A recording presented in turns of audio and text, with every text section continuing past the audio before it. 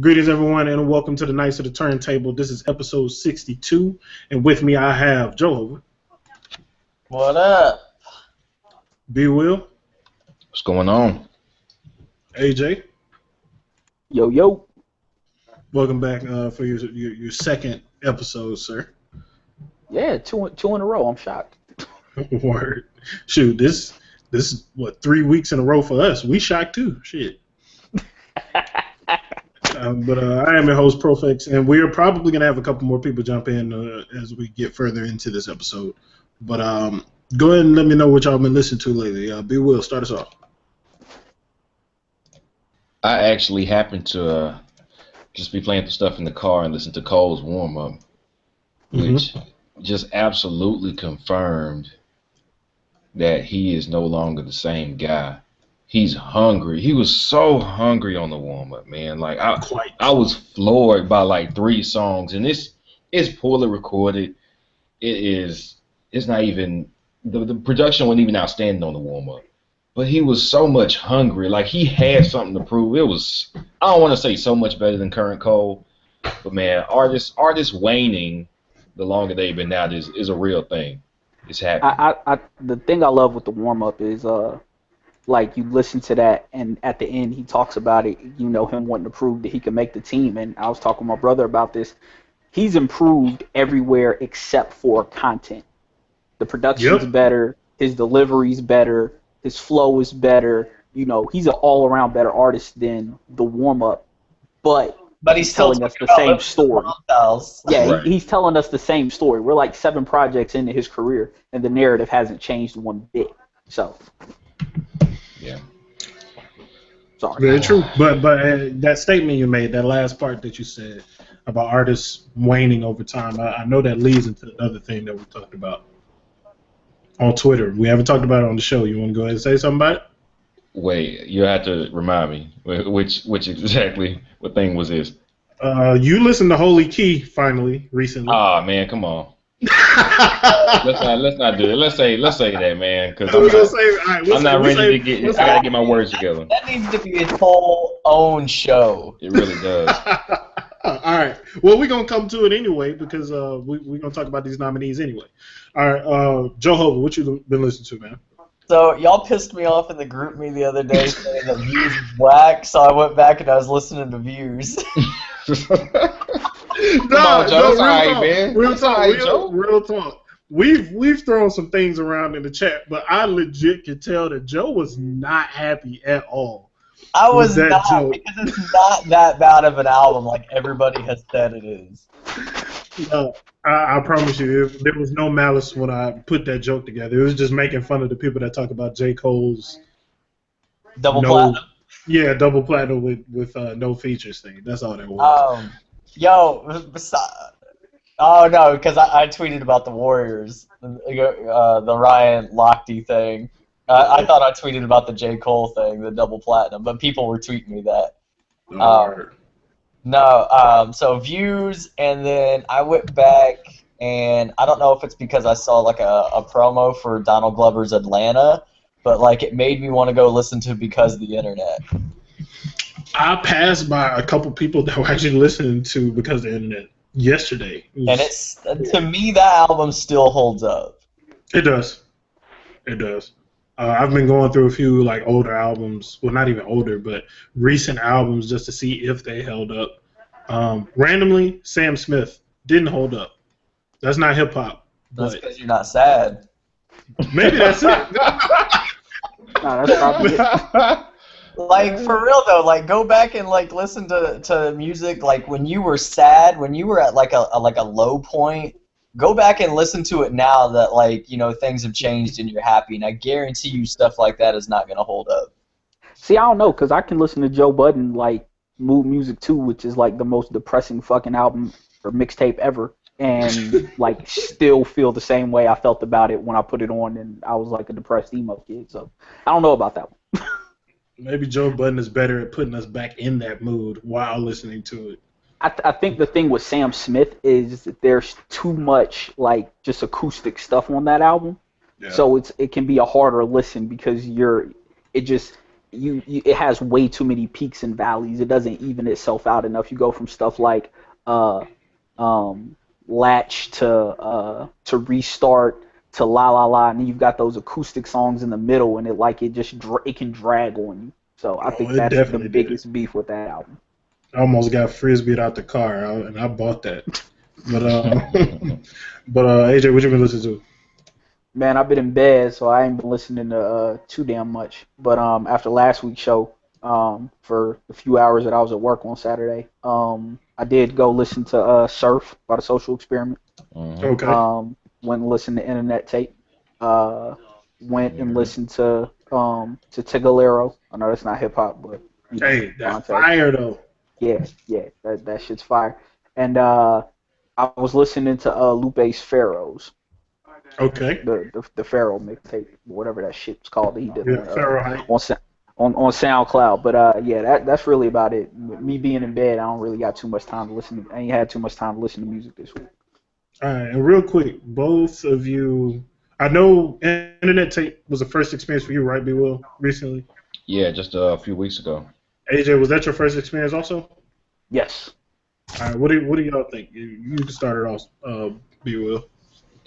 I mean, having never heard a Vic Mensa full song, at least not knowingly, I was impressed for the most part. I mean, I could hear when Chance rhymed, like straight up rhymes. I could hear the similarities, but knowing that they they came up originally, that didn't bother me at all. But it really let me know how many people are so strongly influenced by Eminem, because there was one song.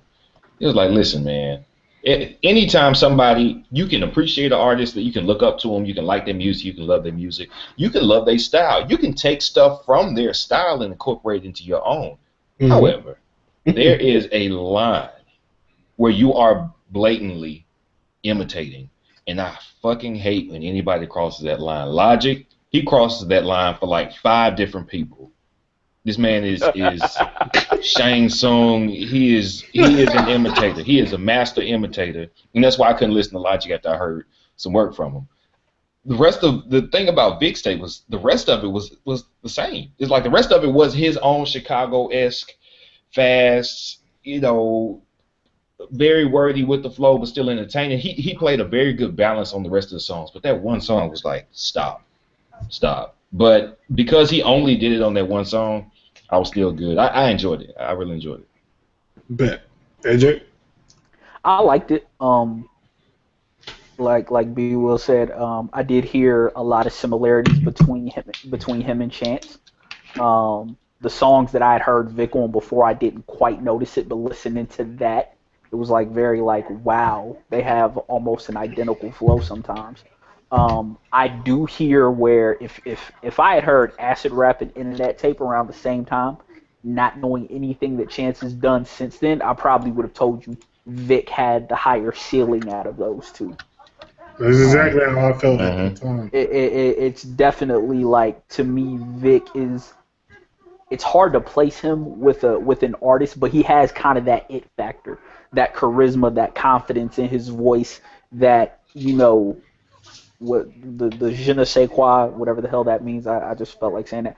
He has that shit that when he steps onto a microphone, you can tell by his voice that he's supposed to be there. Whereas Chance is kind of like an awkward kid who just makes some dope shit. Like Vic is like, yes, this nigga's a rapper. So that was and I'd heard his EP that he had put out recently before that. So I'd heard some of him before, but yeah, I definitely hear what the hype was about on him, beforehand. So yeah, he it was a very, very dope listening experience to hear him, and I'm more so amazed that he hasn't, really recaptured that. Honestly, man, if it wasn't for Vic kind of making a poor decision from my perspective, we might not have the chance that we have right now. And that decision is leaving Kids These Days, which is the band that Donnie Trumpet was in and Vic Mensa was in before all of this happened, pretty much. And Vic wanted to do his own solo joint, so he left, and kind of, it looks like, from my perspective, Chance kind of picked up the pieces and kept working with a lot of them. Mm-hmm. And and now we have Chance where he is and Vic where he is. It's really interesting to see that. You know? And it's crazy because I haven't heard any kids these days work. But I did listen to Surf. I did like the project. I think where Vic was on Internet Tape, he had that trajectory. I think maybe it was too shit happening too fast for him. And I think where the band would have came in was if he had that trajectory, he'd have had people around him that maybe could have kept him from making some of the decisions that he made that led to his falling down. I think it was probably too much handling all that shit solo, the pressures of it. But I think musically, I think he could have kept going. I think he just didn't have the support around him. Yeah. Word up. That's very true. But that whole thing, the Chicago scene is a topic for its own show at some point also. But today we are going to talk about the BET Hip Hop Awards. They announced their nominees on yesterday. And one particular one kind of made us think that we needed to get this show together to clear some shit, but we'll go down the list of nominees and kind of get y'all's thoughts on what we have so far. And I'll start it off with Best Hip Hop Video. I honestly don't even think it's going to be much of a competition. I feel like they're going to give it to Kanye West's Famous just because of how ridiculous it was. But the nominees are 2 Chainz, Watch Out, Designer, Panda, Drake, Hotline Bling, DJ Khaled, Jay-Z and Future, I Got the Keys, and then Fat Joe, Remy Ma, French Montana, and Infrared. I didn't know there was another person on that song. All the way up.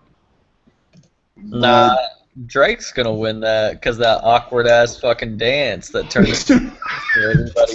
That turned into a sweatshirt that I bought. I can't do it in the camera, but do we all think that Hotline Bling is gonna win that? I honestly, man, I haven't watched the music video. The last music video I watched was Fort Minor Welcome. So what the hell? I don't even watch music videos. I can't even tell you when Fort Minor Welcome came out. Whoa, no. Fort Minor had a new track out either earlier this year or late last year. It was a one-off where he did. It was like the first 360 video on YouTube. So that's fairly recent. But that's the only music. So that's I don't even know. But I wouldn't be shocked if Drake won because it's pretty much a popularity contest, and that dance and song that he hijacked. I would not. Yeah, and I love that song. But I would not be surprised at all if it's going to be either Drake or Kanye with just pretty much most of these awards. Yeah, agreed. Too much. My personal favorite out of these is the 2 Chainz video. Just because he kind of includes a lot of the viral stars that we've seen on Twitter and shit and Vine, and puts his head on there, and it's just a goofy ass video. Can I just point out something that I'm just looking at right now? BET Hip Hop Award for Best Hip Hop Site, and BET is not even on thing. So I don't know if they did that because they didn't want to feel biased, but I did notice that Rap Radar isn't on there. But really? Complex. See, I didn't even see that category though. I don't know. I just Googled it and there's a bunch of things that came up for it.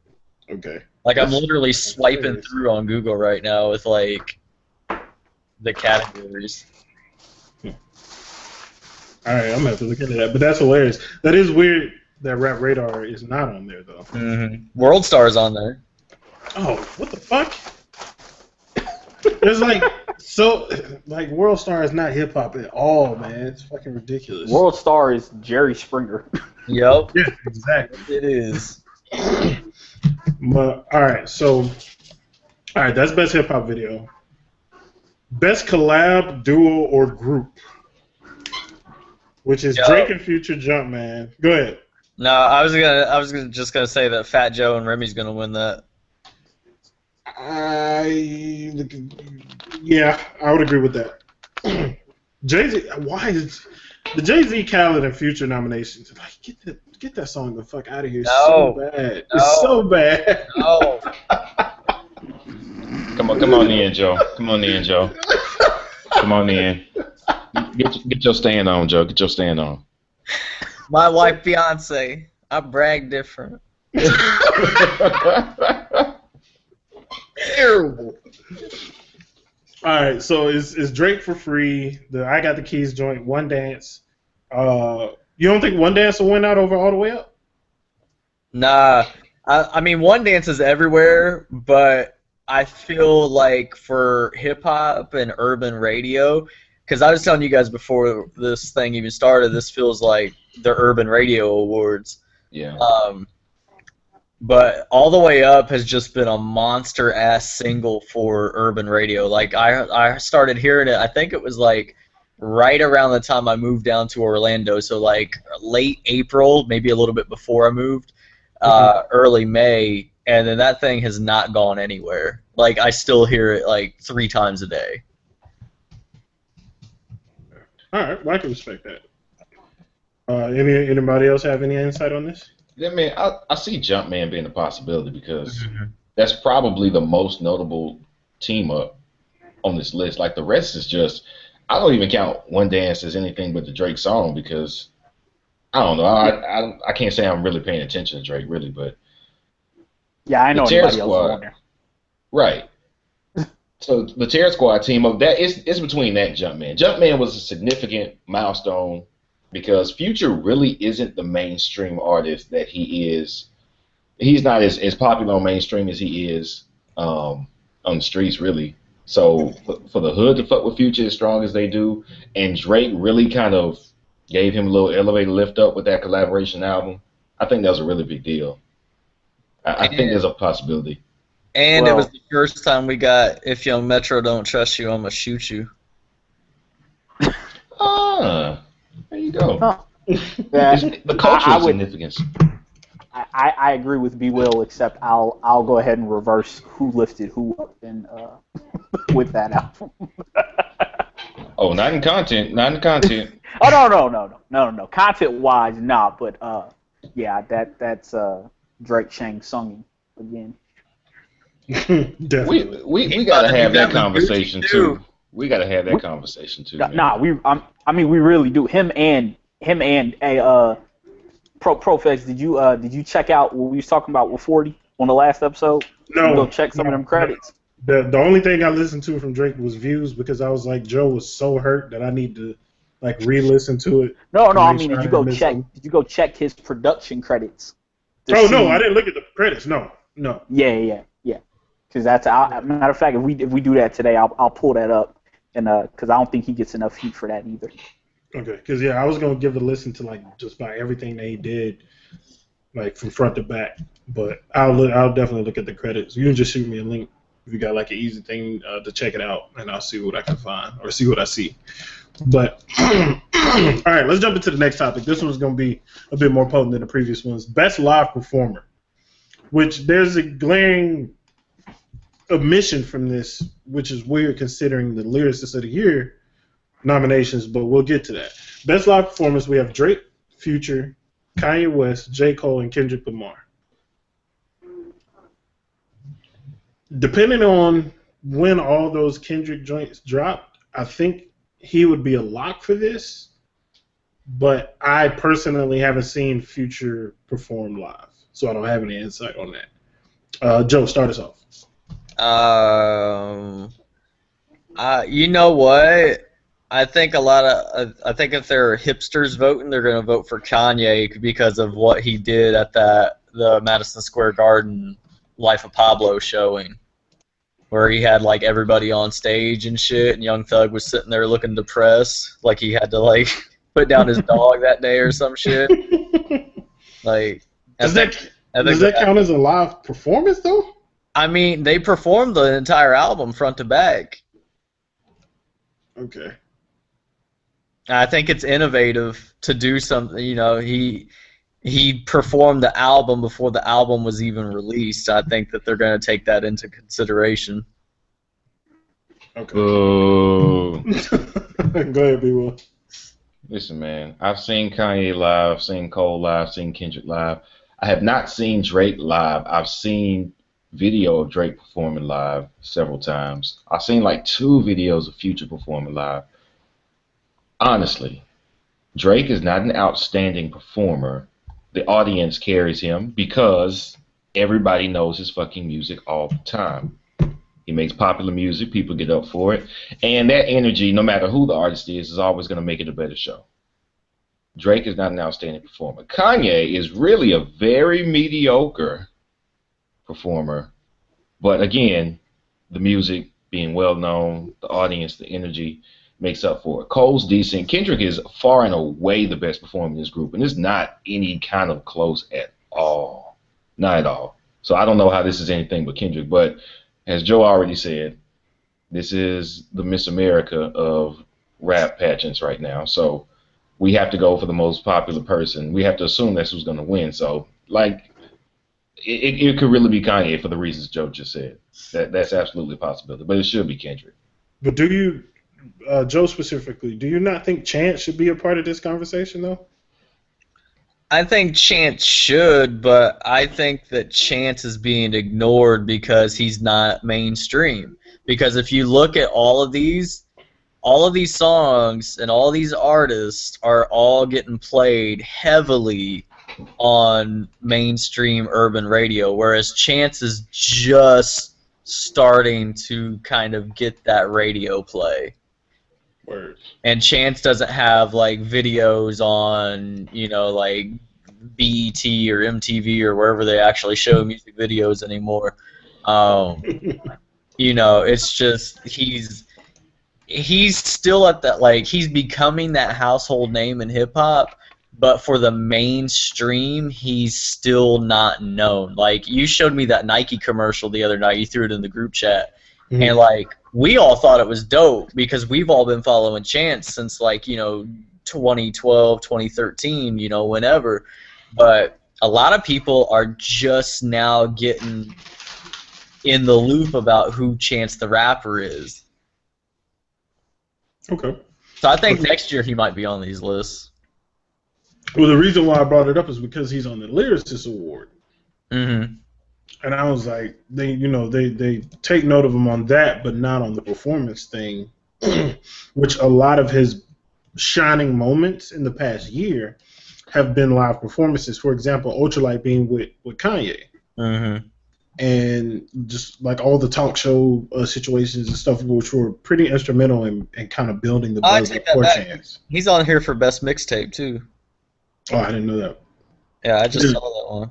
I think that it's like B. Will said, that this is like the Miss America pageant for like hip hop awards. It's all about popularity. I think next year he'll be on here a lot, but I didn't realize that he was on here for Lyricist and then Best Mixtape too. Word. AJ? To me, it's Kendrick. Completely agree with what B. Will said. I've never seen him live, but I've seen video of him. I mean, the man can go. That performance with Imagine Dragons that year, what was that, at the Grammys? Woo! Yeah. I mean, that was absolutely phenomenal. It was like, oh my God, you could feel that through the screen. I got a chance to see Cole live last year. He's another one of them that he ain't the greatest performer, but he kind of draws you into him, when he's on stage. So Kanye to me is everything he does that's innovative is just taking shit that other people do. Like that year he did Runaway and brought the MPC on stage, and everyone's like, oh my God, this is so innovative. And I'm like, Linkin Park's been doing that forever, and they weren't even the innovators of that shit. So, but I definitely agree that it should be Kendrick. I think that Drake will probably win it. It wouldn't shock me if Future or Kanye won it. I also agree with Chance. He should be on there. I've seen some video of him on stage, and I mean, he's another dude that has that insane energy on stage.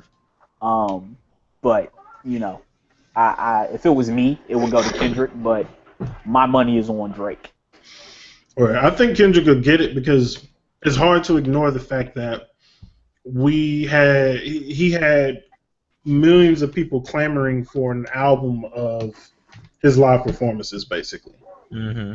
Like those exclusive joints that he only did live. I think that'll be kind of the tipping point. Well, if you wanna say that too, like remember Cole put out the live version of 2014 Forest Hills Drive too. That's true. That is a good point. So that kind of competes with Kendrick, but I don't think people were wanting I didn't hear anybody saying, "Oh man, I would really like to get this live album from J. Cole." But I mean that's not like slight to J. Cole or anything. That's just like I never saw that. But like Kendrick, I think a lot of people. I think the demand for that more so came when the Homecoming documentary hit. Yeah. I think a lot of people saw that and were like, man, because when he came to Birmingham, he didn't bring the full band with him. He only had his keyboard players with him. But even from that, when I watched it, I was like, man, this is amazing. And then when I saw the Homecoming documentary, I said, okay, even with the live band, he's even better. But that was when I kind of saw the demand for a lot of people on Twitter who, aren't normally J. Cole fans. They watched that DVD and were like, man, I want the live version of this. And, of course, it ended up popping up. So, you're right. I mean, Kendrick far and away should get. Word. All right, so now the big topic. Lyricist of the Year. Woo! The nominations are... We all got our roast hands ready? Locked and loaded. The nominations are Drake, J. Cole, Chance the Rapper, Kendrick Lamar, and, drum roll, Kanye West. Wait. 2016 Kanye West? 2016 Kanye West. We did a podcast on him being the worst rapper of the year at that point, Kanye West. We did the podcast like 2 weeks ago, too. Yes. Please, no more features from Kanye West in 2016. Kanye West is on Lyricist of the Year. No more features from Kanye. Please, no more features from Kanye. I miss the old Kanye. All right, so where do we begin? Like, here's my thing. I'd say we begin with Kanye. Okay. I mean, what verse this year are these people listening to? Like, seriously, he said one hot thing that I remember. And it's only because it's kind of in a sea of not great things, and that's the whole Chipotle line, which was funny as fuck. That's not even good. And it wasn't even that good. Like I said, it's good because it was in a sea of nothing, and you had to latch on to something. But like, here's my thing. Go ahead. My biggest problem with this list, you have two people on here who use ghostwriters. Yep. You cannot be Lyricist of the Year if you do not write your own lyrics. That is my biggest far and away problem with this. As a rapper, it offends me that you are putting people on there who do not write their... You are defeating the entire purpose. I get it. People want to say, popular music, the game is changing. But for you to take a sacred word in hip-hop like lyricist and put it with Drake and Kanye West, you have lost your ever-loving mind, because now you are lending legitimacy to the fact these kids that are coming up that want to be rappers are realizing, oh, I can get accolades like being a lyricist and I don't even have to write. It's BS. You know what? We're gonna see Lil Yachty on this list in like 3 years. All it takes is a hot song and he can be on there. It's pathetic. I mean, you said it best right there. Like, I don't have too much to add to that. And the thing is, I've had people, speak, like one guy who's like, let me play devil's advocate on this, and he's like, it's about relevancy. I said, okay, so where is the hip hop awards responsibility in showcasing the other subgenres in hip hop? Yeah. Because you can't tell me that I can go on Tidal Rising right now and find a better lyricist than three-fifths of that list. I mean, there's people out there, so you can uplift some of these smaller genres if you want to showcase some true lyricists and not say, well, we only had to choose from the most popular songs. You don't. You're calling yourself the Hip Hop Awards? Do your job and go out there and do some research. Start acknowledging these subgenres in hip hop. Hip hop is far too diverse of a genre for us to keep on acting like there's one sound and one sound only. There's way too many subgenres in hip-hop for that, and there's no excuse for it. All you're doing is washing down the genre even further to the point that, like I said, you're taking one of the most sacred words and giving it to allowing two people who don't write their own verses the chance to call themselves Lyricist of the Year. Like, it's a crock.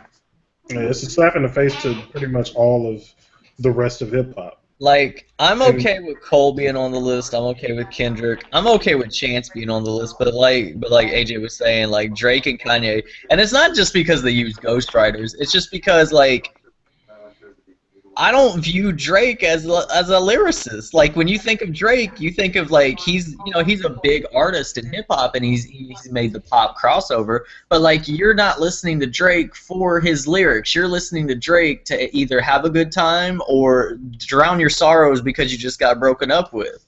No, wait, like, hold on. I don't want to hear Drake freestyle. Yeah. Oh my goodness, no. I would rather hear Drake sing than rap. We've heard all of these people freestyle in the last year, and two of them stunk up the joint. Something serious. Kanye and Drake. And I mean, like Drake is the dude who went into a radio interview with his cell phone to read the lyrics when he was asked to freestyle early in his career. This has never been his forte. So why is he even up for this list? Yeah. This proves a point that we are. I think it's cultural. It's probably American culture more than not just hip hop culture or black culture, and that is wherever we latch on to somebody, and it's usually their peak. That's how we want to remember.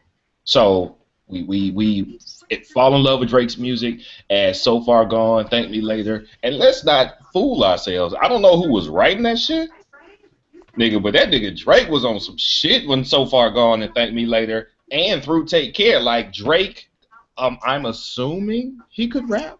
I don't know who wrote this shit no more, so I'm not gonna give him the benefit of the doubt anymore. I think it's probably like a 60-40 he wrote it, he didn't. But well, Take Care is a Weeknd album, so there's that. That's the Weeknd and hooks and probably concepts. But is Drake right? Listen, hell yeah, fucking right. Who wrote that? All right, because that verse was outstanding. Who wrote Lord Knows? Because that verse is outstanding. If you tell me Drake wrote those, I'm okay. Because that when I think about Drake, okay, Drake is good. Drake is impressive lyrically. That's what I think of. Those are the two last songs I was like, he just even what was the intro to Nothing Was the Same? Tuscan Leather. Yes. Yeah. Listen, man, just tell me that the best stuff he wrote was him, and he can still be a quote unquote lyricist in my head in the past. Not right now. Yeah, right because now. this is lyricist of the year 2016. Right. And that's why this is a sham. 2016. That's why this is a sham, because everybody's just, all right, yeah, like Kanye, you could consider Kanye a lyricist at one point, right? Nah. Would anybody? No, not really. I wouldn't. No. What? I wouldn't. When I think of a lyricist, I have to ask this question: do I want to hear them freestyle a cappella? If the answer to that question is no, then you are not a lyricist in my book. Because when you are freestyling a cappella, yes, flow is there, cadence is there, charisma is there, but you aren't getting any help from the beat whatsoever. You are on your own. It is on you to deliver that. So if I don't want to hear an a cappella of your best verse, you are not a lyricist in my book. Wait, of a freestyle or of a best verse? Of a freestyle, free verse, whatever. It can be. I mean, most people don't freestyle no more anyway, except hell Common. I'm saying if you want to talk your best 16 bars lyrically, no beat, no nothing. You just stand up there and you spit it. If I can't, if that prospect If you say, yeah, we got Kanye West spitting a 16 on acapella, I don't really want to hear that. Or even better, if you want to take everything else out of that and just say, hey, we finna put up a 16-bar Kanye or 16-bar verse, and nothing attached to it, just the text of it. If I don't even want to see that, or if I look at that and I'm not impressed by it, you're not a lyricist in my book. That's how I look at it. I'm very old school when it comes to lyrics and lyricism. To me, like, oh shoot, we lost him. Oh man, Sit down. I was waiting for the uppercut. We'll get him back in here. But I mean, he preaching to the choir, I think, with all of us. I mean, he's got a point though. Like, if you think about it, who on this list would you like to hear spit 16 bars a cappella? 100% honest, only one of them. I wouldn't mind hearing Cole spit a freestyle a cappella. Nah, not no more. Warm up Cole, Friday Night Lights Cole, sure. Nah, this current Cole is. You know what? Cole is doing something that I think he should be applauded for, which is growing up in real time. He's not waiting 10 years to mature. He is maturing before our very eyes, and that's something that not a lot of people do. So he's not rapping his hungry ass, I got to get in the game rap, because he's in the game. So while that makes sense, his most impressive bars were when he was on the outside trying to get in. I don't think he doesn't have impressive bars to me. He doesn't floor me anymore. He makes coherent songs, which I appreciate, but he does not floor me anymore. I wouldn't want, if you tell me, oh man, Cole was freestyling on so-and-so, yeah. Somebody tell me about it. You know? I mean, and he's right. He's right. That would be my reaction. But I'll tell you why I think Cole still has it, and it comes from his verse on Apparently. It wasn't lyrically impressive, but that subtle cleverness was there. You know, that I'm taking off like Boing on a big ass Boing. You know, the stuff when I hear that lets me know that his brain can still put it together. He just ain't doing it right now. You know, what, I can what verse still is that? on Apparently. Apparently, the one where he's rapping about like his mom and shit, and like leaving her for college and stuff. Yeah, where he starts off singing and that's what I don't remember. Okay. Yeah. And I mean the verse itself, yeah, it's not lyrically impressive, but just as a rapper, I hear the mechanics still being there. You know, I hear that he can still do it if he decided to, but his brain is just more focused on the overall product, which I respect. Right. Like just from a rapper standpoint, for example, I knew Tetsuo Youth was gonna be fire when I heard Old School Love. And people were like, how can you tell? I said, it's his voice. He's back. He's back writing like he was again. He's not on that shit no more. It was his. I don't know. It's one of those things. Like if you were an old baller and they can tell you somebody got a hitch and they jumper and you like where? And they're like, nah. See, I can't explain it, but there's something. I can almost tell when a rapper still has it, when a rapper doesn't, even if they're not overtly displaying it. You can kind of tell, you know, the way they carry themselves in the verse. You can kind of tell, okay, your brain can still make it go there. You just ain't doing it right now. If that makes sense. That does make sense. That does make sense. I'm going to friend in a very friendly way disagree that Lupe was back with Tetsuo and you. But let's let that be another conversation. Another conversation. I don't want to go there with y'all. Y'all stands. Y'all super ultra stands. I don't want to talk to y'all about Lupe on the show. Would be okay.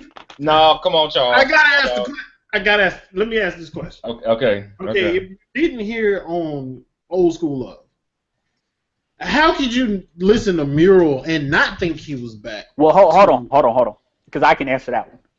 Mural. People love Mural because it was finally Lupe ODing, but that was Lupe going so hard lyrically and putting everything else discipline-wise to the side. Like, but to me, when we had the last time he did that though, we got Enemy of the State. You're right. But what I'm saying is, Enemy of the State was kind of on the downslope. That was heading into lasers and all that. What I'm saying is, Mural was strictly bars for the sake of bars. To me, Failure is way more impressive because he's giving you bars while having that swagger, while having that charisma, while making sure his flow was on. There were so many times when his flow got off track on Mural, you can tell he was just trying to pack metaphors in for the sake of packing metaphors. Yes, that's true. Like, yes. And I'm not saying it's one of his best lyrical performances, but Mural is pure better lyrically, than Lasers. yes. Oh yeah, That's well, why yeah, I saw the upswing. Absolutely. But I get where B Will's coming from in that it was Tetsuo in Youth is great by comparison to Food and Liquor 2 and Lasers, but it still pales in comparison to the Cool and Food and Liquor. Yes. Like I said, he's coming out of whatever hell he was in during those two albums, and I could tell by Old School Love that he was starting to reemerge, that we were about to get some semblance of the Lupe that we all loved back. But I do agree with B Will in that Tetsuo in Youth it's great because of the two that preceded it. Okay. If he had dropped that after the Cool, we'd have been like, what the fuck? Right. We'd have been like, man, wait, come one step back, come back to earth for us. And it's not that I learned a lot. Like my homeboy actually put me on. Was it The Birth of the Magi? Was that the song on Tetsuo in Youth? The Adoration of the Magi. Adoration of the Magi. Yes. He was Which like, I feel is a wonderful song. That was one of the songs I really enjoyed off that album. And he was like, go to, which I am not ashamed to say I had to go to the lyric site to peep the meaning. Oh, shit, me too. Adoration of the Magi. But you know what? Lupe, I didn't used to have to fucking do that. And that was the genius of Lupe, was give me layers upon layers, one metaphor, give me about 4 layers to it, but it's all still very approachable for me, being an 80s kid. Of course, he's going to have cartoon, video game references, movie references, but nothing was so far gone. It's like he had a very good balance of approachable and lyrical, still extremely potent and purposeful at the same time. He lost approachable with Tetsuo in Youth. It's still better than, like you said, it's still way better than Lasers. It's still better than Food and Liquor 2. But it was not nearly as approachable as the Cool Lupe. The Cool Lupe was Lupe Prime. That's true. I thought we were getting him back, and he did not come back. I think there's still a chance of getting him back with Drogas, or at least one of these 3 fucking albums. So one of the 3. I worry. My beef is he's doing all 3 at once, which I'm like, I hope you're not rushing this. I don't think he did all 3 at once. No, I don't think he did them at once, but I'm saying releasing them all at once. I'm hoping this isn't a let me drop this shit and get the fuck up out of here type ploy, which I don't think he would do that since he doesn't have to anymore. You know, but I do agree with B Will's overall point. From a discipline standpoint, Lupe with Tetsuo in Youth was like borderline cannabis. Not as boring, but he was just packing shit in there to pack it in there. And while I love, there's great songs on Tetsuo in Youth, the Cool, Food and Liquor, the Fahrenheit mixtapes. Lupe was kind of like basically like he was Usain Bolting it. You know, you knew he could obliterate the world record, but he's like, I'm gonna beat it by .02. But just so you know, I could beat it by more than that. Like that was Lupe, the genius of Lupe. It was I'm gonna outrun all you motherfuckers and smile while I'm lapping y'all, and you can't touch me. I mean, Failure. I was catching metaphors on Failure 5 years after the fact, but it wasn't because they were so deep.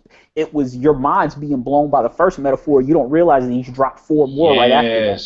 That was the greatness of Lupe, was that he was doing it back to back to back, whereas now he's just going 4 layers deep as opposed to just layering 4 back to back. Now he's just going 4 layers deep to where you're like, okay, I think I got it. And you're like, oh, well, it's that, and then it's that, and it's like, oh, okay, man, like, all right, dog, like, I get it, you can do that. Right. You know, just bring it back to bring the depth up a little bit to where you're not sacrificing the flow, the charisma, all the things that made you when you were on that run where you were slaughtering everything that you touched. True. Yeah. All right. I got more questions, but I definitely need to save that for another time. I don't even remember how we got to Lupe. Because we were talking Lyricist. Lyricist. And I don't remember how, but it's hard for Lupe not to come up when we're talking Lyricist. True that. I will say this thing, though. All right, so we all unanimously agree that Drake and Kanye should not be on this. Yes. No. So Chance, Cole, and Lamar. I will say it's tough. It's a tougher choice between Chance and Kendrick for me, just because, and it'll probably be Kendrick. Like off the cuff, I say Kendrick, but of those three, just an interesting point, and I want to see what y'all think. I feel like Cole hasn't moved much lyrically, which we've already said. Kendrick, there's like two Kendricks now, which we talked about this in the group meet, B Will. And I feel like Chance is actually improving lyrically. Mm-hmm. And that's my kind of cloudy area with Kendrick and Chance. Because with Kendrick, we have those Black Friday moments, which are old Kendrick to me.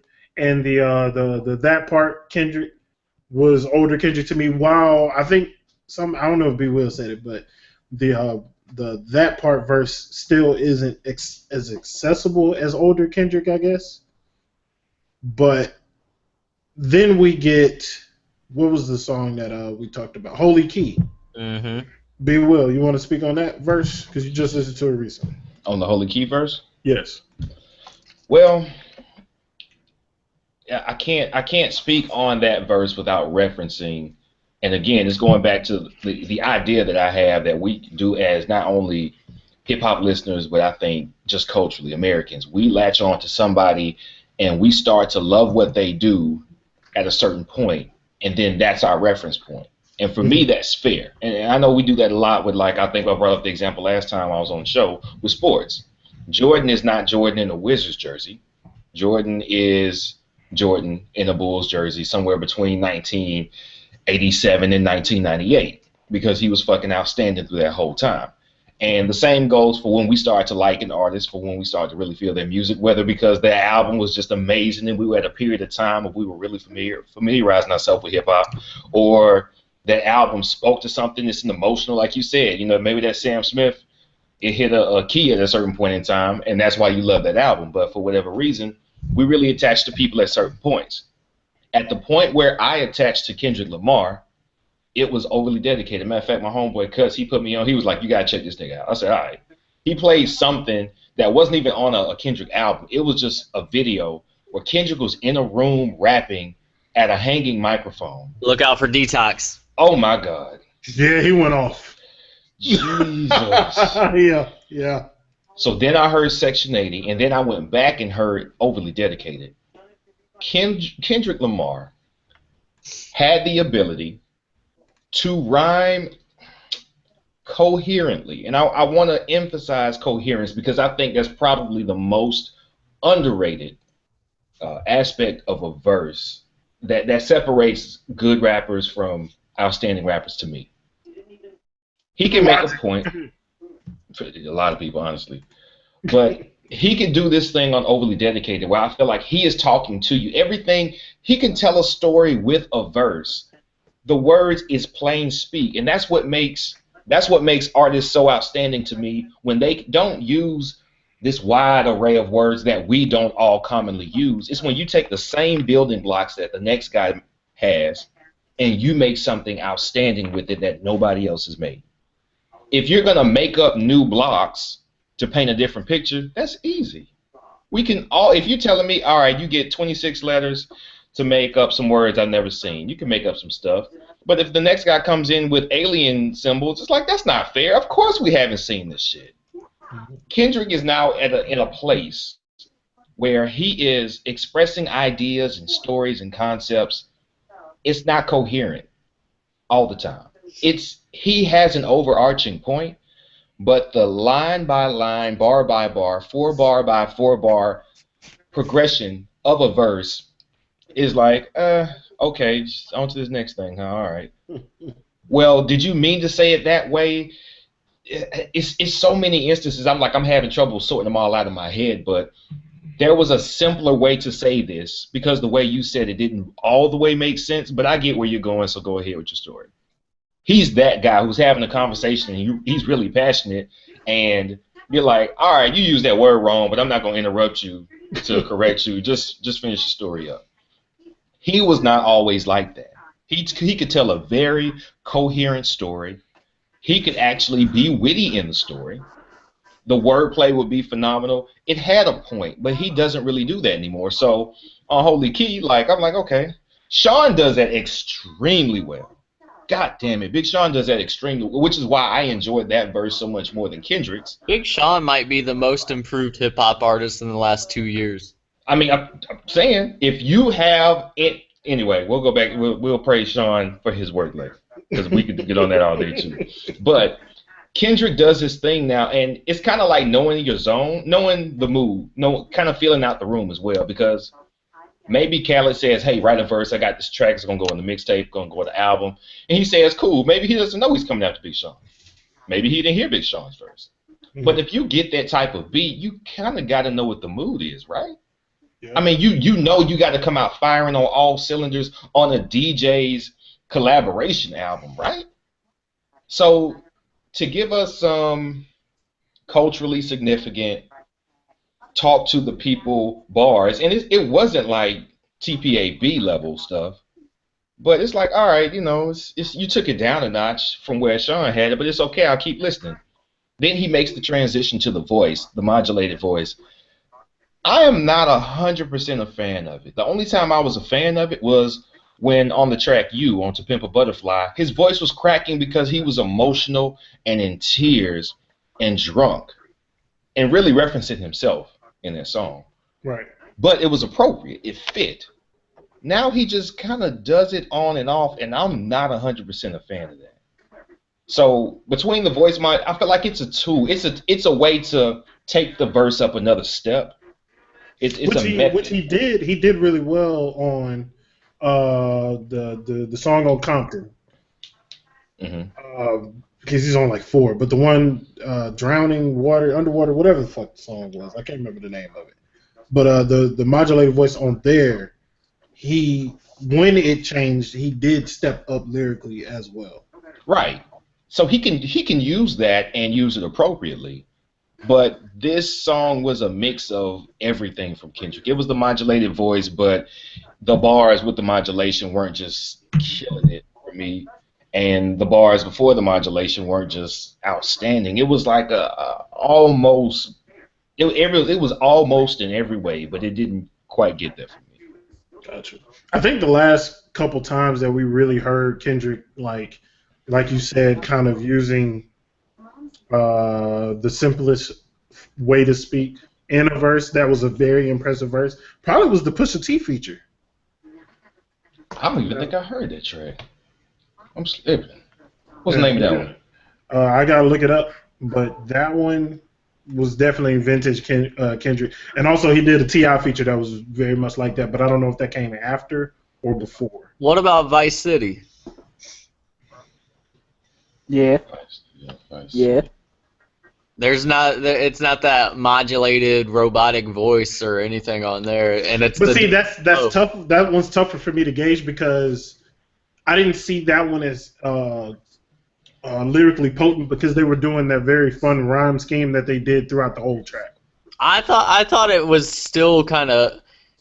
I mean, it's not like super over your head Kendrick like we're used to, but I still felt like even with the rhyme scheme, it was still very, very, very lyrical for him. Okay, Vice City might be the last time that we really got that, because even with the live performances and stuff, when you just listen to the Untitled album, there's a lot of stuff being said on there that you just like. Yeah. And the crazy thing, the first Untitled performance that he did on the Colbert Report when it shut down, it was the older Kendrick on that joint. Right. And then after that, the second one was a bit more complex, and the third one just fucking jumped the shark. And it's been like that ever since. So. Well, I think the thing with Kendrick is his strength from a lyrical standpoint is taking you somewhere. Right. You know, he's not the run-on metaphor, you know, the deep scheme lyrical guy. He's the bring you into my reality using only these words guy. And I think what has happened is part of it's hype, but I think part of it is I think maybe in his brain he's trying to live up to this persona that's really been thrust upon him by the segment of fans who want that lyrical rap back, but don't necessarily realize that that's not really Kendrick's forte. Average Joe is Kendrick's forte. Exactly. Yes. High on contact. Yeah. Jesus Christ. Yeah, I mean that is his forte. It's evoking emotion. It's making you feel something. It's making you see something. It's telling a story. It's taking you there. That's the lyrical part that Kendrick is. And we were discussing this on the timeline the other day. My boy Pat was talking about, what do you consider a lyricist? And I said, well, half of it is the scheme, the clever schemes, the wordplay, but I'm like, the other part is just taking you somewhere. Like, not even the technical aspect of any of this, the literary devices. It's just evoking an emotion or putting you somewhere to where you kind of just lose yourself for that 3.5 minutes that song's on. And that, to me, has been what Kendrick is. He takes you somewhere. And I think he's trying to evolve this persona of being this super witty lyrical guy. And it's like, that's really not your lane, dog. It's like you can do a serviceable job of it, but we that's not what we prefer, basically. Yeah. So I wonder if he's fed into the hype that Control started, because that's a good starting point for all of this shit too. That's really what it is. And I mean, people talk that verse has so much reverence because, quite frankly, in this era of hip hop, you're not used to any names being called. So, but Jay Electronica was right, even though he came off as a little bit of a hater when he said it. He was right. Kendrick didn't really say anything on that verse. He just called out some names. Here's the crazy thing. He knew that he didn't say anything for real on there. It's the fans that made it bigger than what it was. Exactly. The fans didn't even realize, for the most part, that it wasn't a diss track to the people that he mentioned on the track. Yeah, I was like, when it first let's step our game up. Yeah, like when it first happened, I was like, hey, he's not dissing the people on the track. If anything, if he's dissing anyone, he's dissing the people that were not mentioned. Right. That's how I took that whole thing. But yeah, Control is definitely a starting point. And what you said about taking you somewhere, that's where I feel Chance has improved, where Kendrick has not. Mm-hmm. Because Chance's rhyming, while at moments it can peak technically, that's not his forte, and it's like he understands that better. Right. Because way back on an episode, we talked about how it's very tough to gauge how he improved over time. But I think the way you just put it is definitely it. When you listen to Chance's verses, he's painting a picture, and it's like it could be super joyful, like Sunday Candy. Like, that shit was incredible to me. Yes, incredible. I mean, some Summer Friends takes you to being a kid in the summertime. I mean, same drugs. It puts you right there. Yeah, like he is building landscapes with these different songs that he does. Like, and I think the first time that I had that impression from him was Paranoid on Acid Rap. Like the extra song after. It was like a bonus song after, I think, the second and third track. The second track, yeah. Second track, yeah. Because like the trip he took us on into Chicago, like he said he was scared of the sound of fireworks. Yeah. What kid is supposed to be scared of the fucking sound of fireworks? Like that broke my heart the minute I heard it. Yeah. So, and I think part of what this goes to is you're now in a whole generation of music fans who don't know what lyrics are, what it means to be a lyricist. Mm-hmm. It's you had even when people were praising some of these lyricists, they were basically just punchline guys. I mean, it was the same set up knockdown, set up knockdown, set up knockdown, or a bunch of meaningless filler around a couple dope bars that people thought, oh man, Fab, Mixtape Wayne, Post Carter 2 Wayne, like that's what these people think lyrics are, and we don't really educate enough on what the literary devices are in hip hop. We don't talk about what exactly wordplay means, because I hear people saying, "Man, their wordplay is so dope," and I'm like, "That's not wordplay." Yeah, Like, They're not playing with words. I'm gonna make my nieces go back and listen to like Jadakiss and Styles P. Yeah. I mean, people don't know what alliteration is. They don't know what consonants is. They don't know what internal rhyme scheme is. I mean, we can sit all day and talk about some of the greats who are great in one area. I mean, if you want to sit and talk, Eminem has some of the toughest rhyme schemes ever. Like, ever. Mm-hmm. Cannabis, great rhyme schemes. Doesn't talk about shit. Eminem same way. Ridiculous. Yeah, but to me, where we place so much emphasis on charisma that anyone who shows the slightest bit of talent lyrically, we act like they're the greatest thing on the planet, and that to me isn't right. There's enough room in hip hop for you to be able to sit and say, hey, we love the charisma. I use my basketball analogy. You need a good balance of both. All flash and no skill is and one street ball. Yeah, it's entertaining to watch, but them dudes ain't playing in the NBA. All technical skill and no flash is the WNBA. Yes, it's technically sound basketball, but it's not really that popular. The perfect balance is the NBA. You've got the breakaway dunks, but you've also got night in, night out great team basketball. When dudes aren't playing team basketball, you see teams who get killed with hero ball and iso ball, or who try to go for all that flash. And you see guys like Zach LaVine who can win the dunk contest with some of the most impressive dunks ever, but can't get off the bench into a game because he doesn't have the skill. And that to me is where hip-hop is and one right now, and it needs to be the NBA. We've got to get back and let people know, hey, this is what lyrics are. This is how you become a great lyricist. You don't have to be making songs for the club every night. You can make some dope lyrical headphone music, and that's okay. Right now, we praise charisma while throwing every other skill to the wayside, and that's been my biggest beef with hip-hop over the last few years. That is a goddamn good analogy. That shit was wonderful. I don't even watch basketball that close. I knew exactly what the fuck he was talking about. Yeah, that was spot on, though. That was spot on. Spot on. All right, so to end the lyricist conversation, replace Drake and Kanye West in this conversation. Royce? Yes. Yeah. Royce is exactly what I was going to put in there. Yeah. Royce and who else? I mean... It's a huge-ass gap between those four and anybody else. As a balance between... Now, as a balance between being a great lyricist and also being, I guess, commercially presentable... I don't know if that's the phrase I'm looking for, but somebody that can like Royce was on top of the Billboard charts for a little while on the hip hop chart specifically. Just somebody that can actually track like that, because Royce impressive lyrically, but he's a good songwriter as well. He can make some catchy shit as well to kind of appeal to the people that normally would not listen to a Royce track, which is cool. Which is it? God damn it, Brian. That shit was amazing, dog. I fucking love that song. Which is cool, is prime example of that.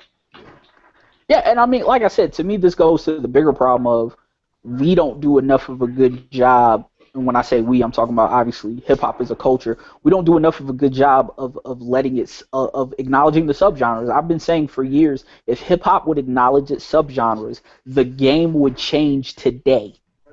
If you immediately start acknowledging all these subgenres that are out there, instead of saying, hey, it's mostly club shit and the Kendricks, the Coles, and the Gambinos and the Royces are the exceptions to the rule. Well, what do you consider subgenres? Because like when I think of hip hop and subgenres, I think of like the eras that we've been through, like right, and that's true for the most part. But I mean, you can go to subgenres as far as, okay, let's start with our basics. You got trap rap, you got club rap, you got pop, you got pop rap, you've got R&B, which has basically become a subgenre of hip hop. You can go backpack, you can go nerdcore, you can throw in an alternative genre. Even what there was a popular genre called horrorcore back in the day. Not that it's active today, but I mean, you know, some of that house stuff, the trip hop. I mean, there's so many different genres that you can throw out there, but once you start acknowledging them, more stuff is going to spin out of it. Like when you say rock and roll isn't really a monolith anymore. I mean, you've got 10 different subgenres of a subgenre. Like Right. there is no one set for metal. You've got death metal, you've got Norwegian death metal, you've got black death metal, you've got new metal. I mean, there's so many different subgenres within their own subgenres, but nothing is straight up rock and roll anymore. I mean, you've got hard rock, soft rock, alternative rock, hairband rock. I mean, they've got so many different subgenres, and that's how they diversify their music to make it spread and last longer. Whereas we kind of just ride with the waves, and you know, when someone innovates a new sound, everybody hops on that. Like we don't have, like, even the regional sound isn't there anymore. So that, to me, I think if we do that, you don't have to sit and ask, because I mean, I'm a J. Cole fan, but J. Cole really has gotten popular because he's the guy that Drake fans want to listen to say, well, I like Lyricist, I listen to J. Cole. That's pretty much his purpose. He's like the token lyricist in hip hop. That's how his rise came. Like, I mean, seriously, that's how his rise got here, so people can say, well, I don't only listen to that stuff, I listen to J. Cole too. But I mean, there's so many different, you could bring so many different artists into the fold if we would acknowledge that, hey, there's more out here than what's just being played on the radio. And I think that is something that the industry itself needs to do, you know, in order to diversify the game, because the only thing it's going to do is get more people at the table and ensure that hip hop lasts longer, you know, even longer. Because I mean, people thought rock was going to die when hip hop came in, and once they started with their subgenres and shit, I don't ever see that genre going away. So I think we as hip hop have to do the same thing. Well, when we talk about the culture, giving some acknowledgement to not only the up and comers, but the subgenres of hip hop, and we could probably break it down into 4 or 5, honestly, at least. I mean, I think we've talked on the show before about, like, club music is really its own thing. Yeah. It's thought of as rap music. Like when Quan fucked up Big's lyrics, it's like Quan's a club radio rapper, and he is rapping borderline hip hop gospel. What the fuck did you expect? You telling me you listen to his music like, yeah, he's real big on Notorious, we're gonna put him up there? No, hell no, you don't. You didn't think that. Did you ask him? I didn't anybody ask him if he knew that song. So there would be, it would be well served to split things up, to put a spotlight on each genre, different types of artists with the freshman 15. Unfortunately, what you have is everybody whose job it is to give hip hop a platform to bring people from the unknown to the known, they got bills to pay, they got quotas to meet, they got to get these clicks. Like, we're looking at the BET thing, of course, and they're like, man, did they really have Drake and Kanye West as Lyricists of the Year? Let's think about how big of a draw that we know Drake is, that we know Kanye West is. If it's just Chance, J. Cole, and Kendrick Lamar, come on.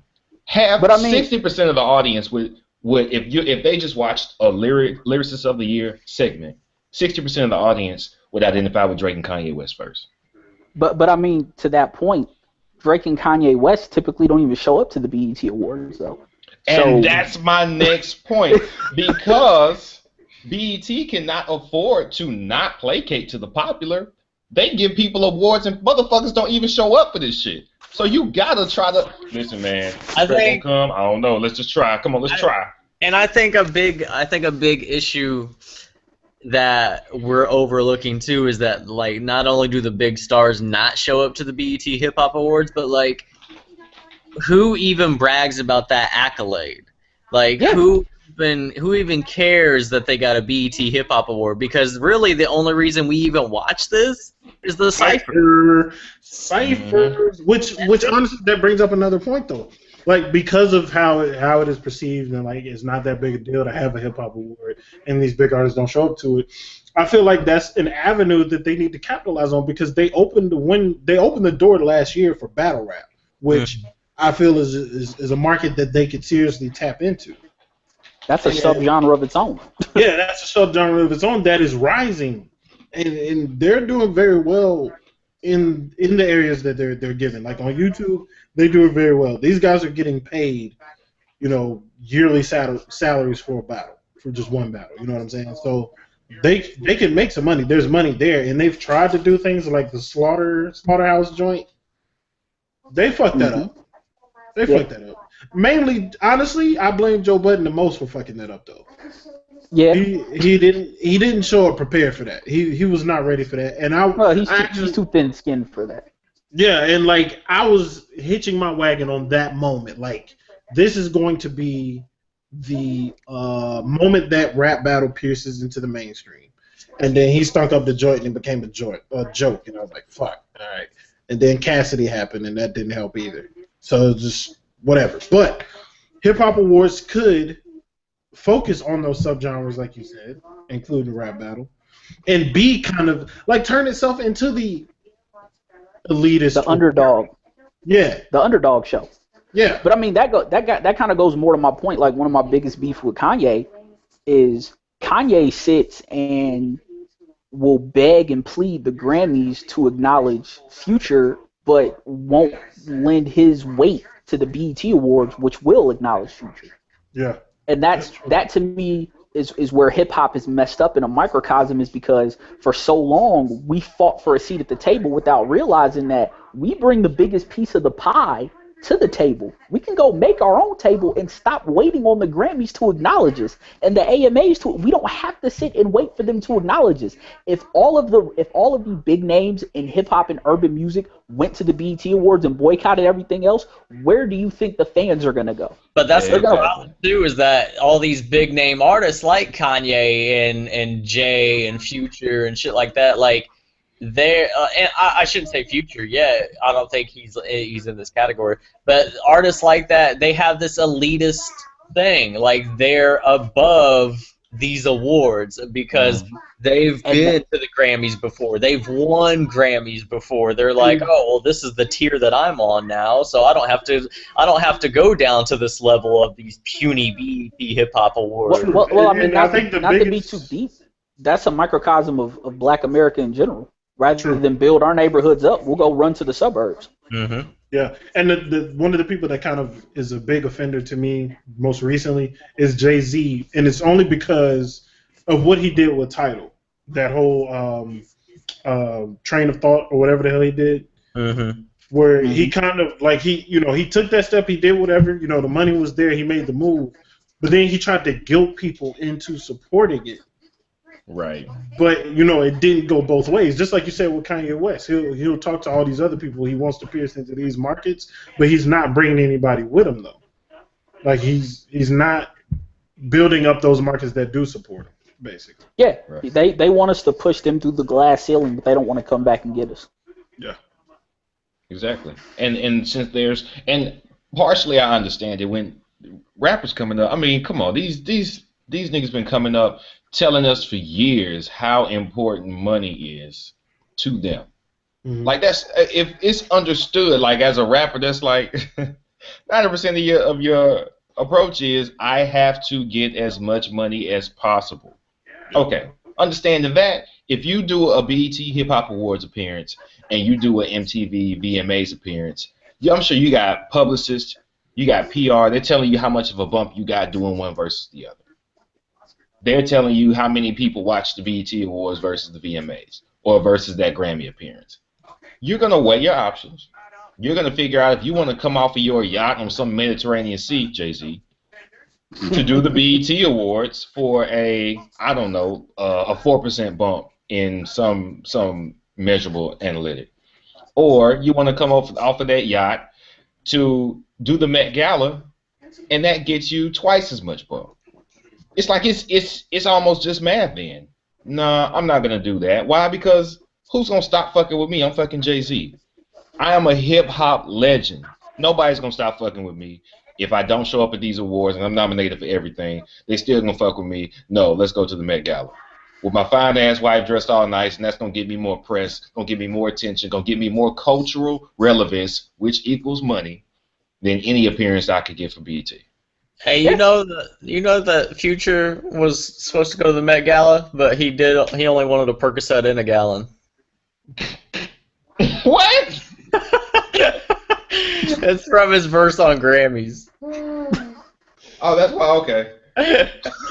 He said they want me to go to the Met Gala. I just want a Percocet in a gallon. But I mean, and I completely agree with your point, B. Will. that sums it up perfectly. But to me, I feel like that's where they failed us. Because Jay-Z is also the same dude who boycotted the Grammys because they weren't giving hip hop, more particularly DMX, his just due. So we went from these people being the types that would say, nah, F you, we won't bring it. And that's the problem, is like, there's in that mentality that, oh, I got to go get this mainstream money, forgetting we got money too. If you would support us and build this shit up, you would be doing far more for the culture than you ever would by winning a Grammy. A hip hop album winning album of the year at the Grammys isn't really doing shit for the culture. Right. I mean, that's the problem. Nobody wants to build up for the culture. Nobody wants to do any. Everybody wants to get that check now. Like, nobody gives a shit about. Everybody's. It's like the analogy. I forget who said it, but the analogy of like nobody wants to build up in the community. They just all want to move to the suburbs. That's essentially everything in hip hop right now. Yeah. Yeah. And that's why I stopped fucking with Jay. That was the number one reason I stopped fucking with Jay-Z. Him falling the fuck off the face of the earth lyrically also helped. But that was my number one reason, because he had the stage to himself as far as hip-hop goes with the Black Album. He said, look, I'm the best rapper who ever did it. Y'all ain't gonna argue with me. I'm done. See y'all later. Nobody argued with him. People would celebrate. It's like, man, yeah, he did it. Jay was that dude. Jay was that dude. If you're gonna come back, you can come back untouchable. You can be Jordan. You can have a Wizards uniform on and just play on the floor coach and try to build up them around. You can do that stuff. But Jay-Z was like, nah, I'm gonna be Kobe in his last game while I'm out since I'm back. Just make sure you pass me the ball, because I'm still that dude. No, you're not that dude. You went out saying, especially on like Moments of Clarity, I can't help the poor if I'm one of them. So I got rich and gave back to me. That's the win-win. I could have been. The thing about Moments of Clarity, he acknowledged that there was a better level of lyricism to be had. We just talked about this like an episode or two ago. We did. Yeah, we did this last episode. Oh, man, see, that's what I get for not being on. But he acknowledged that. So I'm thinking, okay, so you just told me that your content was not the best content to be delivered. It's just what you had to do. So once you retired with the crown, with the money, with the woman, with the businesses, come back and at least take a stab at being the type of artist that you wanted to be. No, that's not going to help Jay-Z out. I'm going to do the same shit I always did, and I'm going to do it less impressive, and I'm going to be more cocky. Nope. Yeah. No, sir. No, sir. And I mean, and I won't blame, and you're right, Jay-Z's the dude who can do this, but I think, and this ties into the subgenre part, I think hip-hop does a disservice to its elder statesmen. Mm-hmm. And that's why the Jay-Z's come back like Kobe instead of being more humble, because they're trying to get theirs in now, because they know once the game passes them by, it's over with. And we're the only genre that does that to our artists. That's very The true. Rolling Stones are in their damn 70s and they're still touring. Like, think about it, like, when's the last time, like, you see, like, all hip-hop or, like, Two Dope Boys or something like that posting about, like, new KRS-One or new Rakim or, like, new... and you don't want to click on that shit. Yeah. Shit. Well, I mean, even the still, first thing you think is, I don't want to hear these old, crusty-ass bars that these... Or even when like older people comment on the quality of music, man, y'all old ass shouldn't even be listening to this shit. No way, this ain't aimed at y'all. That to me is a problem. We're only from a business standpoint, we're only capitalizing on a certain percentage of the market. Like a 30-year-old aspiring rapper gets ridiculed, but a 35-year-old R&B singer can make their break, and people are talking about, man, that perseverance was just great. Chadwick Boseman is what, almost 40, and he's just getting his big break acting wise. And people are like, man, that's just amazing. His career is just starting. It won't be over for a long time. But we give rap this short window of only being relevant and only targeting a certain market, and that to me is just dumb. So from that standpoint, I understand why Jay-Z came back like he came back, because he knew, oh shit, yeah, I retired, but my window's still closing. So let me go ahead and continue doing what the fuck I was doing beforehand. That's true. So I get it from that standpoint, but on the other hand, Jay-Z retired is the greatest. Jay-Z could have came back and did whatever the fuck he wanted. No one would have said a damn thing to him. Especially considering where the game was when he put out Kingdom Come.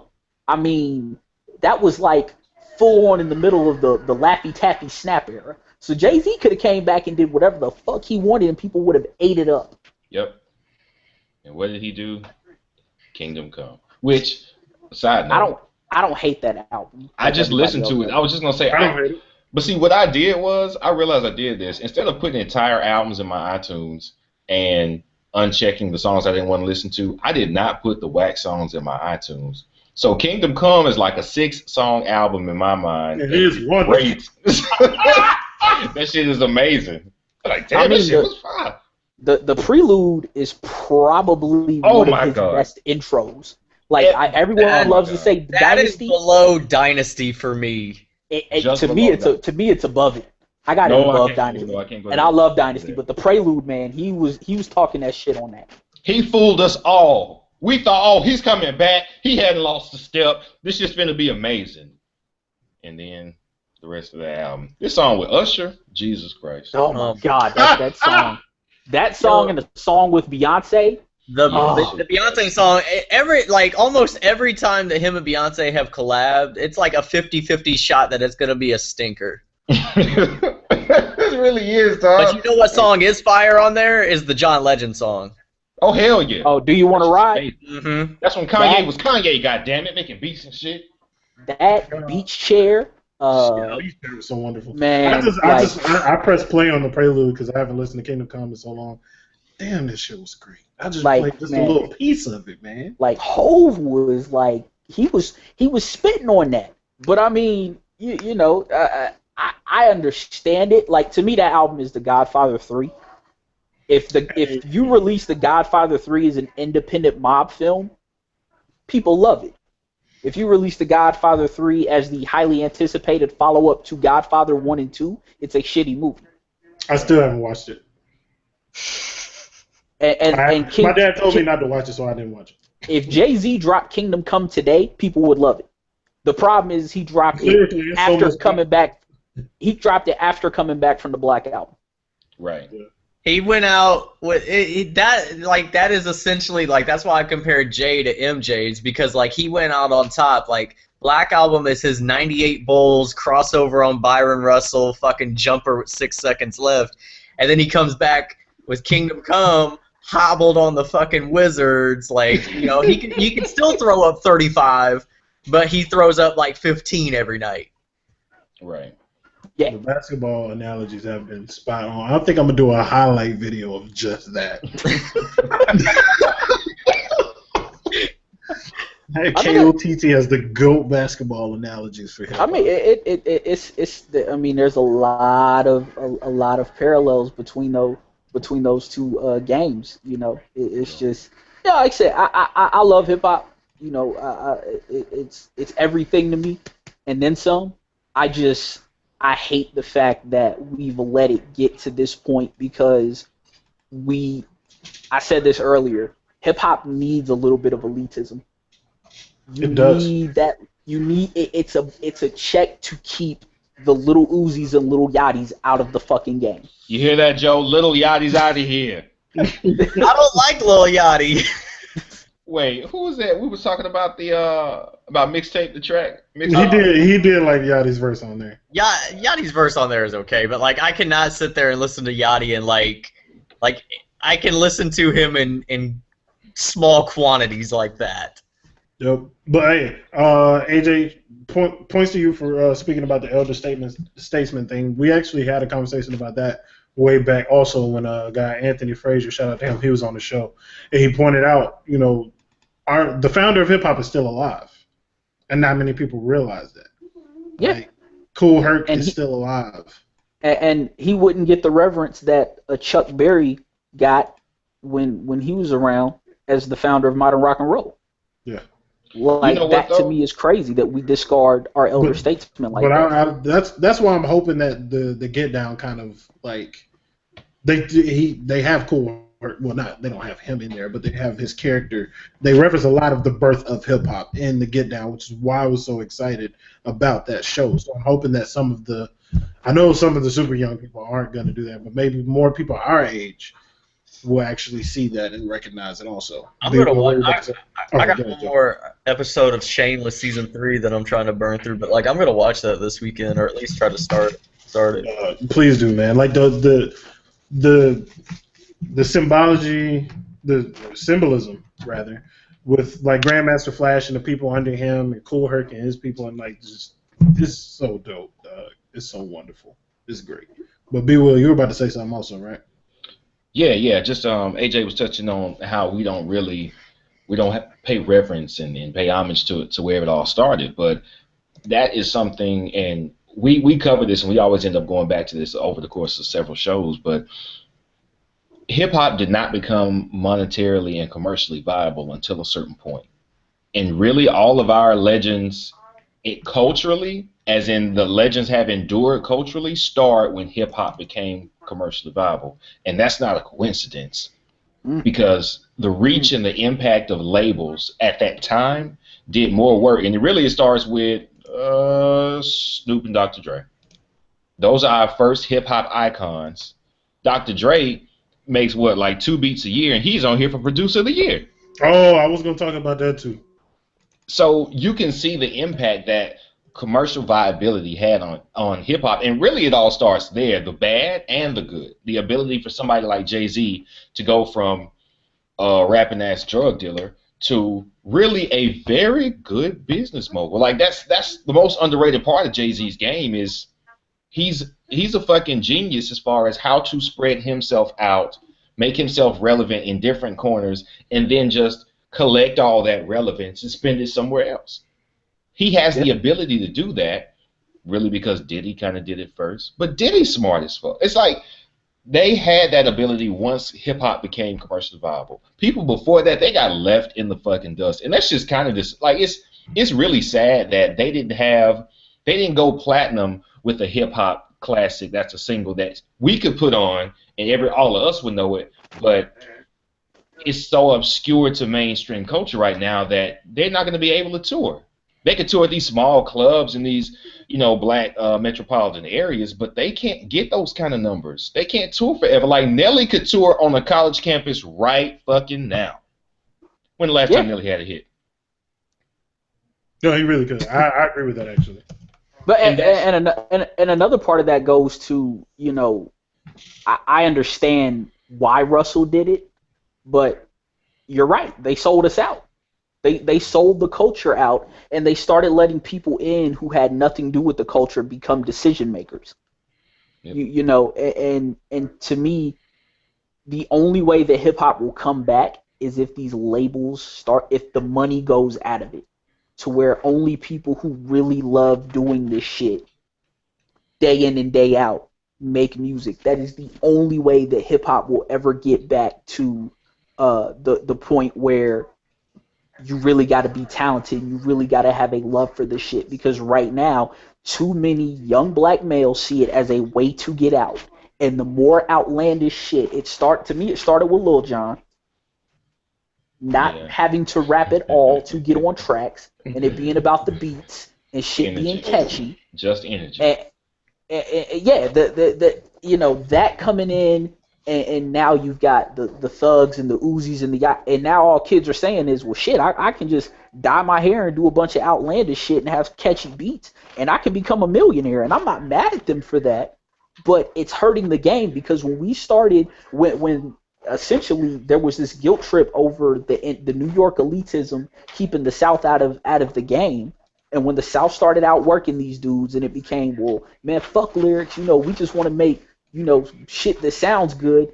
As soon as you said the fuck lyrics part of it, social responsibility went out the way, which has killed a lot of hip hop. Social responsibility left, and the competition that inevitably makes people great, the steel sharpening steel that produced the Rockefellers, the Nas's, all the great true MCs. Once that shit went out the window, hip hop was destined for this. And I keep telling people, designer is what you get when you say fuck integrity and fuck lyrics. Because designer straight up copied Future, and he's now a millionaire because of it. How you feel about that, Joe? It's only gonna get worse. Joe, how you feel about that? It's only gonna get worse. Come on, Joe. I said F that shit. Hey, speaking of, there is a lot more to talk about with the Hip Hop Awards, and all the breaks is coming from it. Y'all are gonna have to continue that because my No. Calm down. Let me finish what I was saying. All right. There's a lot more to talk about, but we've already run way over what we were supposed to talk about in the first place, and we're gonna shut it down. The last thing we're gonna talk about is best new hip hop artists. Just say who y'all think should win out of them. It's between Anderson .Paak, Bryson Tiller, Designer, Chance the Rapper, and Tory Lanez. That's not fair. That's not fair. It's because not fair. It's Anderson because Chance the Rapper is not a new artist. That's why. That's what it should be. Chance shouldn't be in this conversation. No, he should not be. Because I can't even say it should be Chance, even with him in the category. I think it should be Anderson .Paak anyway. But and here's gonna be my reasoning for this. I like Coloring Book, but I like Malibu more than Coloring Book.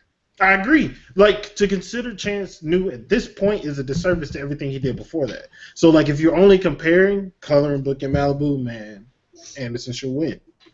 But if you're comparing acid rap to that shit, it's not even close. Nope.